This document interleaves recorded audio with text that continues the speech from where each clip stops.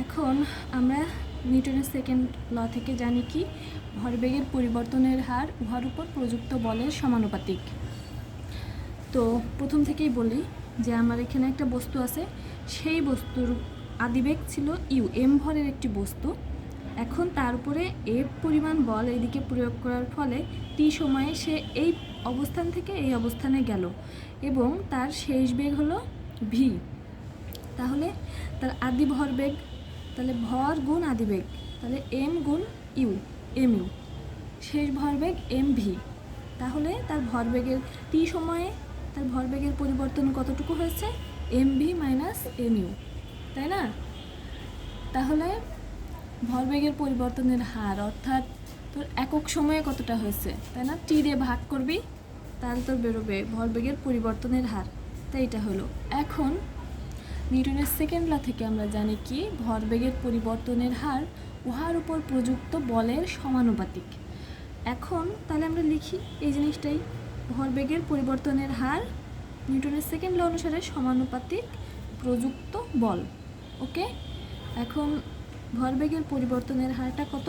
এই যে আমরা একটু আগেই বের করছি ভরবেগের পরিবর্তনের হার এইটা, তো এটা লিখলাম, এর জায়গায় এটা লিখলাম, তারপরে সমানুপাতিক চিহ্ন ছিল, সমানুপাতিক চিহ্ন এখানে দিলাম।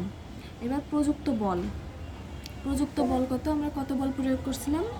এর উপরে এফ বল প্রয়োগ করছি, তাহলে এখানে এফ বল দিলাম, ঠিক আছে? এরপর দেখ এই উপরের অংশে এই এম ভি এম ইউ, এখানে একটা জিনিস কমন আছে, মানে একই জিনিস আছে এখানে, এম দুইটার সাথে এম আছে। এখন এই এমটাকে কমন নিয়ে লিখব। তাহলে এম কমন নিয়ে নিলে এখানে কি থাকে? ভি, ভি এর জায়গায় ভি লিখলাম, মাইনাস ছিল, এখান থেকে যদি এম কমন নিয়ে নিই তাহলে কি থাকে? ইউ থাকে, তাহলে ভি মাইনাস ইউ, আর নিচে কি ছিল? টি,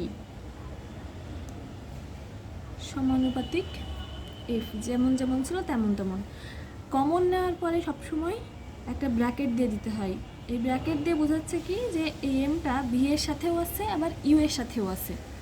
ওকে, এখন এই এমটাকে আলাদা করে লেখা যায়, এম গুণ এভাবে লিখতে পারিস, তাহলে V minus you by T সমানুপাতিক এফ। ঠিক আছে, এখন এমটা এম এর জায়গায় থাকলো, এইটা কি দেখতো? V minus you by T, এই জিনিসটা কি? ত্বরণের সূত্র না? তাহলে ত্বরণ কি? V minus you by T, এ সমান V minus you by T. তাহলে এর জায়গায় আমি এ লিখতে পারি না এই জিনিসের জায়গায়?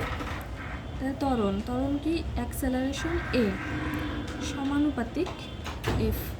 ওকে, তাহলে